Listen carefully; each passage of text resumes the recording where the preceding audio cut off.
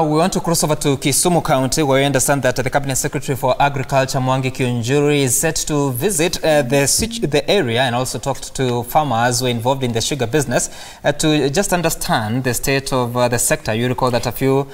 days ago or weeks, we saw a parallel committee task force going to investigate the troubles within the sugar sector. One, importation. Number two, paying of the sugarcane farmers. Will this too become a thing of the past, or will we see it year in, year out? Of course, we have our very own Laura, who is joining us from Kisumu. Laura, good morning. What more can you tell us in regards to Kiunjuri's visit? Well, thank you very much, Zinzi. And what we need to understand is that this task force is working a very tight deadline because in January this year, one of the co-chair of that task force, Weekly for Paranya, had indicated that they're extending the lifeline of the task force by 60 days. Of course, the task force was supposed to present its report for validation to the president on January 25th, and therefore the extension by 60 days means that by 25th of March, then this particular task force that is convening here today is supposed to actually present its report. So that means they only have 14 days to meet stakeholders and maybe perhaps involve farmers, because one of the contentious issues that this task force was facing right from formation is that farmers came up in arms to say that they are not included in the 16-member task force, and therefore they were sort of rubbishing that task force, saying that it will not be representative of the farmers' views. And of course, over the past 2 months, we have been seeing farmers form a parallel task force and even moving around the country, and they were supposed to actually present a report to Parliament, to Senate, to the Agriculture CS himself, and to the President over what they think is the best way forward for the moribund sugar industry. But then what we understand is that farmers have not been invited to this particular meeting. Therefore, it will be interesting to see what the task force will be discussing and sort of compare notes with what the farmers indicated at the ailments in the sugar industry, and they had of course given recommendations. And one of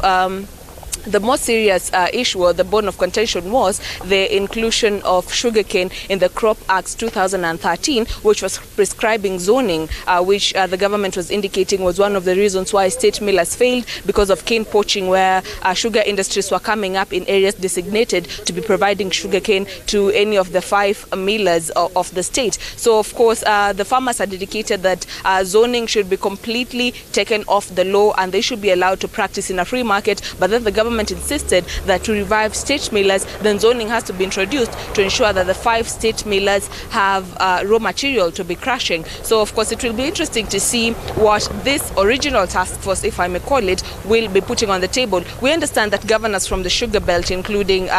Weekly for Paranya, we have seen Wangamati and a host of other governors coming in, and we also expect members of Parliament from these regions to also come into this meeting and sort of share their views on what will be the fate of the sugar industry in the coming years. At first, in January 20th, we had a similar meeting in this place, but then it was being chaired by Kakamega Governor Weekly for Paranya, and one of the issues that the legislators were indicating to be the problem is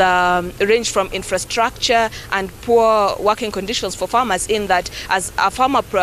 transports cane from his farm to the factory, then the road network is pretty poor, that they end up losing cane, which transforms into losses. So they were proposing, amongst other recommendations, that the road network in the sugar belt be improved. So today we have seen the CS come in here, and of course last week he had said that farmers have already been paid. We have talked to a few farmers who have confirmed that indeed their bank accounts have been credited, as the president had indicated that they will be receiving their payments directly to their bank accounts, as opposed from previous years where they used to receive money through the companies. So it will be interesting to see the privatization debate, matters zoning, and definitely what the governors and members of Parliament will be presenting to the CS, or rather to the 16-member task force, as the reforms to be made in the sugar industry.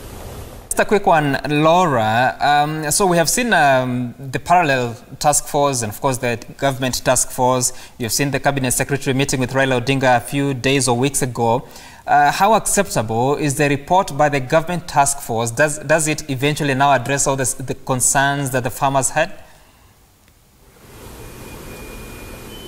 Well, indeed, Sam, that is the interesting area that really needs to be looked at, because the farmers, as we had discussed earlier in this show, is that the parallel task force is banking on Chapter 1 of the Constitution that sovereignty lies with the people. Therefore, it has no legal structure per se, and they were saying that they're only banking on their freedom of expression and sovereignty to table their report to the president and the two houses and also the CS. So we are not sure whether the CS will be able to accept that report, because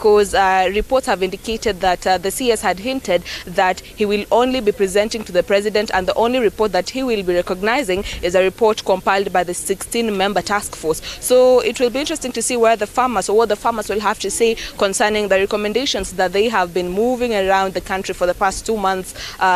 collecting. So it will be an interesting debate, Sam, really, because the parallel task force is supposed to also give a copy to the CS. So we don't know, maybe we'll post this question to the CS, whether he will be including the recommendations by the farmers-led task force in the 16-member task force report, or he will completely go his own way and have the 16-member task force dissect the issues in the sugar sector and come up with their own report that they will present to the government, to the president rather. But then, Sam, as I had earlier indicated, the 16-member task force did not have a farmer sitting in that particular committee, and that is one of the reasons that formed the formation of a parallel task force, because the farmers were saying that the previous task forces that have been there before have not been including the farmers' voice, and therefore they were skeptical that this particular task force will be following that particular trajectory. So it will be interesting to see whether the CS will be accepting that report from the farmers, of which the farmers were supposed to be presenting that report to him this week, or they will be working independently and presenting that report to the president.